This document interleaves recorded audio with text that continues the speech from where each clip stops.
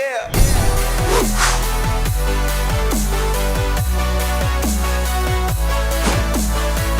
Welcome back to the Gridiron Expert, bringing you some of the best college football news, predictions, and analysis.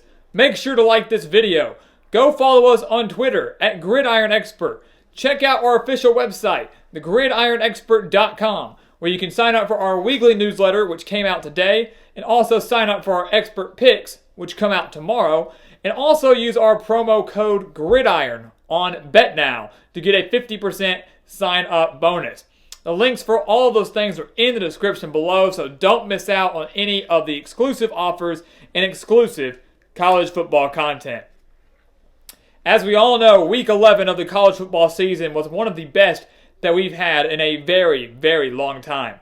Everywhere you looked across the nation, we saw thrilling game after thrilling game, including the two Battle of the Unbeatens between Minnesota and Penn State, where the Golden Gophers emerged victorious by 5 points, and then the game of the year, that some are calling it, between LSU and Alabama, where the Tigers emerged victorious from Tuscaloosa, winning that game also by 5 points. So Week 12 has a lot to live up to. They got some big shoes to fill. As we near the end of the college football season, will Week 12 provide us some more exciting games and some major shakeups in the college football playoff rankings and these conference races. So as always, we are here to break down the top 5 biggest games going into Week 12, and it should be noted that all the rankings you see up here on the board are designated by the newest AP Top 25 poll. We are, of course, waiting for the college football playoff rankings to be released tonight. We will have a live stream for that, but for the sake of getting these videos out on Tuesday, much like we've done all year long, we want to make sure that we can get those out on a regular basis for you, and that's why we'll be using the Associated Press rankings when we do our weekly predictions. So let's jump straight into it with number 24, Indiana, at number 9, Penn State. A huge Big Ten showdown in Happy Valley, with Indiana looking like one of the biggest surprise teams in all of college football this season. Tom Allen has the Hoosiers off to one of their best marks in school history, sitting at 7-2 right now. Their only losses coming to Ohio State, completely understandable, and then a 9-point loss to Michigan State, a loss that really was a 34-31 game before Michigan State scored on a fumble recovery as time expired. So this is Indiana's best start since 1993. But it should be noted the Hoosiers will be playing without their star quarterback, Michael Penix Jr. at quarterback. He will not be playing, which means Peyton Ramsey is going to step in. He did that a few weeks ago against Northwestern, and he was the starter and has plenty of playing experience during his time with the Hoosiers. I don't think this is going to be as big of a letdown or as big of a problem for Indiana as some are thinking it will be, because Ramsey is a solid quarterback that has put up good numbers in Allen's offense. And that is great that he has experience, and it's great that he has a comfortable relationship with Tom Allen, because Indiana's offense is extremely pass-heavy. They're averaging 308 passing yards per game compared to just 138 rushing yards per game. So you got to rely on your pass game in a game like this, especially one against Penn State that just got torched by Tanner Morgan and Minnesota's passing game. So that is a good sign for Indiana and his very potent offense. Now for Penn State, you look at them and you have to question, will this be a letdown game for the Nittany Lions? Because in the past few years, Penn State has lost emotional games to Ohio State. Games that, had they won, would have propelled them to the top of the Big Ten standings, would have probably solidified themselves as college football playoff candidates. But they lost both of those games to Ohio State, and the very next week they lost to Michigan State. Penn State is coming off a crushing loss on the road to Minnesota. It is not Ohio State. They still have a game left against the Buckeyes that, if they win, would give them the tiebreaker over the Buckeyes and would keep them in college football playoff consideration. But is Penn State going to be able to bounce back from such a disappointing loss against Minnesota? Or will this be a letdown game like James Franklin and the Nittany Lions have had the past few seasons? Across the board, if Penn State wants to win this game, they've got to get better play from Sean Clifford, especially on his deep balls, the deep throws. He had 3 interceptions against Minnesota last week. And Minnesota, a good defense, a very good defense. But Sean Clifford just simply was not accurate, was not making good decisions. And so he has to get better there. But in the end, I think he does get better. And I think that Penn State wins this game simply because they are the best team, best offense, best defense, maybe outside of Ohio State, that Indiana has faced this season. When they faced off against Ohio State, the Hoosiers lost 51-10. That was in Indiana. Penn State's defense wakes up in this game. They're hungry to avenge that disappointing loss to Minnesota. They know that all of their goals are still in front of them. The season is not over because that game against Ohio State on November 23rd is still within grasp. It's still possible for Penn State to win that game and win the Big Ten and make the college football playoff. They're not done yet, but a loss here would ruin it, and that's why James Franklin and Penn State get the job done Saturday afternoon. Moving on, we have number 21 Navy at number 16 Notre Dame, and this is a big game for both schools, not just because it's a rivalry, but because both schools are in contention for a New Year's Six bowl game. Now, as we know, this obviously is not a conference game, Notre Dame being an independent and Navy being out of the American Athletic, but Navy is a team that if they can win the American Athletic, which it's very possible they could with only one loss, they could make a New Year's Six bowl game over the likes of Cincinnati, Memphis, or Boise State. Notre Dame, on the other hand, already has 2 losses this season, and a loss here to Navy at home would probably eliminate them from any New Year's Six bowl consideration and discussion. So we'll start with Navy, a team that's phenomenal, bouncing back from a 3-10 season last year. They are now 7-1, and Malcolm Perry is doing a phenomenal job running this offense. And as we all know, when you go up against a team like Navy or Army or someone like that that runs that option, you know what's coming, and you still aren't able to stop it. And that's the case that's been for Navy's opponents all season long. The midshipmen are averaging 40.1 points per game, and of course averaging 358 rushing yards per game. And that's to be expected from a Navy team. Now, that also benefits Navy in a big way because Notre Dame is allowing 156.1 rushing yards per game. They got torched on the ground by Michigan just a few weeks ago. And if that run defense doesn't step up for Brian Kelly and the Fighting Irish, then Notre Dame will in fact lose this game at home. The run defense has to step up. But one stat that really pointed out to me last year, really stood out, was last year when these two teams met. Of course, Notre Dame, a college football playoff team last year. But when they met, Notre Dame won 44-22. Navy had 292 rushing yards. So that's well below the average that they have right now. But Navy's defense allowed 584 yards of offense to Notre Dame. And I'm expecting a somewhat similar performance in this one. I'm expecting Navy to have their way on the ground against the Fighting Irish, but in the end, it's Notre Dame's offense that's going to be the downfall for Navy. They have a great balanced attack. They had a great bounce-back win against Duke, defeating the Blue Devils 38-7. It's in South Bend. Ian Book had a career-high 139 rushing yards. Navy's allowing 201.3 passing yards per game. So while Navy has to win this game on the ground, Notre Dame has to win this game on the air, or through the air, and I personally believe that Notre Dame can do that, and that defensive line for the Fighting Irish creates enough havoc in the backfield to shut down Navy, to get a couple stops, and the Fighting Irish win at home against the midshipmen. Doesn't ruin Navy's chances for a New Year's Six bowl game. It's not a conference loss, but it does hurt them just a little bit. Moving on, we go to the Plains. We take on number 5 Georgia and number 13 Auburn, and I will say that this is probably the toughest game to pick in Week 12. Also a game between two programs and two fan bases that simply just don't like us too much here at the Gridiron Expert. And that's okay. One of these fan bases won't like us very much once it's all said and done, and once we're done analyzing this game. And if you're looking at the board, you'll see the fan base that's probably going to be pretty disappointed is Auburn. Once again, I said this is a tough game to pick. Two teams that in a rivalry game where you throw records out the window, you throw history out the window, and a game that I expect to be very physical and very close. But when I did my research, Georgia simply, for me, has too much to play for and has the defensive edge by far. And I'll explain why. With a win here, Georgia can clinch the SEC Eastern Division. A win here, Florida is no longer a threat. Georgia wins, they are going to the SEC Championship once again under Kirby Smart. It should be mentioned that Auburn also has lost 5 of the past 6 to Georgia, but has won 3 of the last 5 when they are hosting. So 3 of the last 5 at Jordan-Hare Stadium, Auburn has won. That includes a 40-17 win over Georgia back in 2017, which of course put Auburn in the SEC championship game following their Alabama victory. Georgia ended up getting revenge in that championship game, which sent the Bulldogs to the playoffs and sent Auburn to the Peach Bowl, where they fell to Scott Frost in Central Florida. But it also should be mentioned the last 3 games between Auburn and Georgia, 2 of which have been won by the Bulldogs, have been decided by 20.3 points per game. Both of these schools have very dominant run games.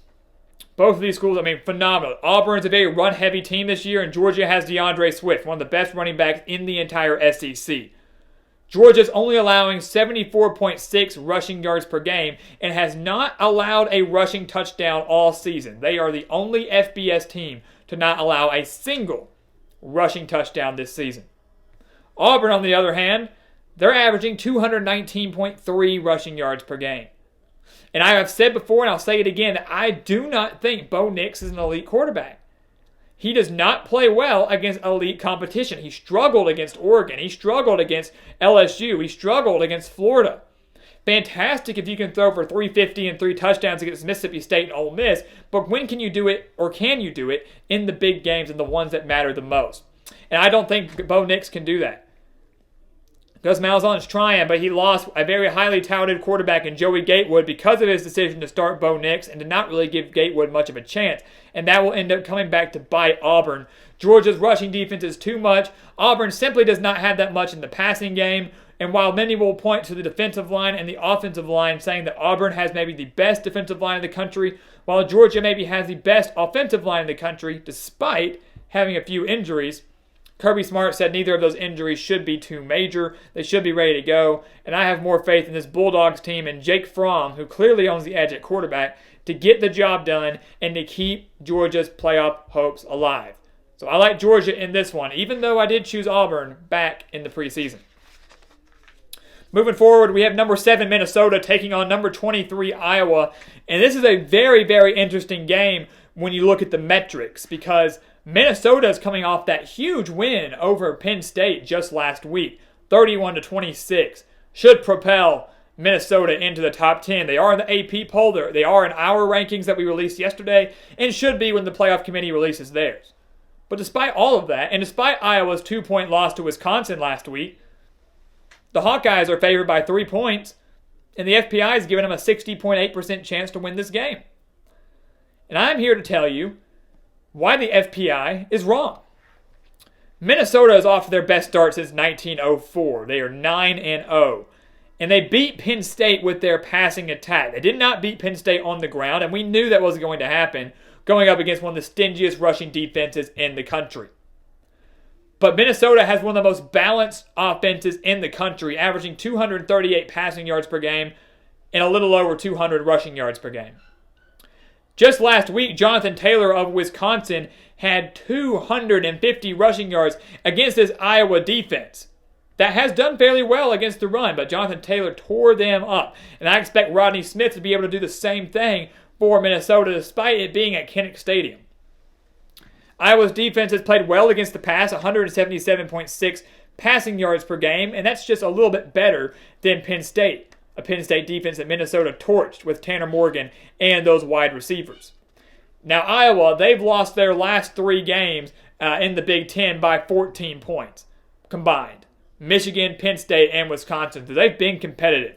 They've been very competitive. And I'll say that if this game was at night, if this game was at Kinnick Stadium at night, I might be leaning towards the Hawkeyes. Crazy how much of a few hours can change. I know, it's kind of crazy. Maybe I'm a little too superstitious. But I look at this game, and I look at who owns the edge. I like Nate Stanley a lot. I think he's one of the best quarterbacks in the Big Ten. But I think the way Tanner Morgan's been playing, he owns the edge there. The way his wide receivers been playing, Minnesota owns the edge there, especially when it comes to yards after the catch. Their running game, one of the better running attacks in the Big Ten. Expect this game to be fairly low scoring, the same way the Wisconsin-Iowa game was just last week. But Minnesota's riding high right now. They're rowing the boat in the right direction. And I think PJ Fleck gets a win here over a good Iowa team on the road. Another resume-boosting win to keep Minnesota's playoff hopes and Big Ten title hopes alive. And then finally, we'll wrap it up with the biggest game of the week. Our game of the week, we will have analysis on that coming out just tomorrow on Wednesday. Judging by the AP poll, we've got number 10 Oklahoma and number 12 Baylor. It is where College game day will be on Saturday morning, and rightfully so. And I will say that I think this is a top 10 showdown. Whether the committee wants to rank it as such, that's fine. But I think this is at least a top 10 showdown, or a number 8 versus number 11 type showdown, with Baylor being the lone undefeated Big 12 team, and Oklahoma having one loss to Kansas State but still clinging to a spot and a chance at playing in the Big 12 championship game and making the college football playoff yet again under Lincoln Riley. And let's just take a look at what's happened in the past few meetings, or just last year, between Oklahoma and Baylor, where Oklahoma beat Baylor 66-33. So they doubled their score. But Baylor still dropped 33 points against that Oklahoma team, and that Baylor team last year is nowhere near where Baylor is this year. Many will be quick to say that Baylor has struggled in Big 12 play. Even though they're undefeated, they've had very close wins against Iowa State, Texas Tech, West Virginia, TCU. But something that's really caught my eye from Matt Rule and this Bears team is they seem to play to their competition. So they took care of fairly easy business in the non-conference outside of a narrow win against Rice. They struggled against some lesser opponents. Iowa State, a good team, but Texas Tech struggling this year. Same can be said for West Virginia and TCU. They've struggled, and Baylor has played down to them, has struggled against them, but still escaped with wins. But against higher quality opponents, such as that against Oklahoma State on the road and Kansas State on the road, who defeated Oklahoma, Baylor annihilated both of those teams, and as a road team, on the road against those teams. So it's very interesting. That's why I expect Baylor to play up to Oklahoma's level of competition in a game like this. They're undefeated. They've got Big 12 aspirations and playoff aspirations. Game day's in town. It's a night game in Waco, and they are ready to go. But the problem is, I don't think Baylor's defense can stop Jalen Hurts in Oklahoma. I don't think they can. Jalen Hurts was stopped by Iowa State just last week. They narrowly survived Iowa State 42-41. That's obviously a team that Baylor defeated earlier this season. But Oklahoma has 338 passing yards per game. They're averaging 249 rushing yards per game. And yes, even with the loss of Trey Sermon, the Oklahoma running back, I still think the Sooners have too much of an explosive offense for this Bears team to shut down. I expect a very, very, very close game down in Waco between the Sooners and the Bears. Matt Rule will have his team ready to go. But it's Oklahoma that, to me, despite the narrow victory over Iowa State, in recent years they've peaked towards the end of the season. They continue to hit their stride towards the end of the season, and a win over the lone undefeated team in the Big 12 will once again show why Oklahoma still reigns supreme and will continue to keep their playoff hopes alive. But outside of all of that, keep in mind, this may not be the first time these two teams meet. They could meet up once again in the Big 12 championship back in, or later on in December. So keep an eye on this one. By far the best game of Saturday. We're going to have analysis out on that tomorrow, but I like Oklahoma in this one. So you take a look, we've got 3 road teams winning this Saturday. Many people have said we favor the home team too much, but we've got 3 road teams taking care of business on Saturday in our Week 12 predictions.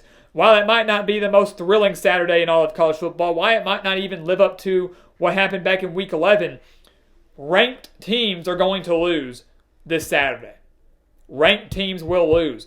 And those losses will greatly impact the college football playoff race and greatly impact a lot of deep and tight conference races across the board this Saturday. So while it might not be getting as much attention, it's still a Saturday of college football that you cannot afford to miss. It's going to be another great one. Your 5 biggest games. Don't miss out on a single moment of it this Saturday. So guys, thank you for watching us here on YouTube. Make sure to go follow us on Twitter at Gridiron Expert. Check out the official website, thegridironexpert.com. Sign up for the newsletter. Check your inboxes if you are signed up for it. And sign up for the Expert Picks, which will be coming out tomorrow. Make sure to use the promo code Gridiron on BetNow to get that 50% sign-up bonus, something I promise you do not want to miss out on as well. All those things in the description below, so don't miss out on that exclusive content. And once again, thank you for watching. Please continue to like, comment, and subscribe, and we'll see you next time on The Gridiron Expert.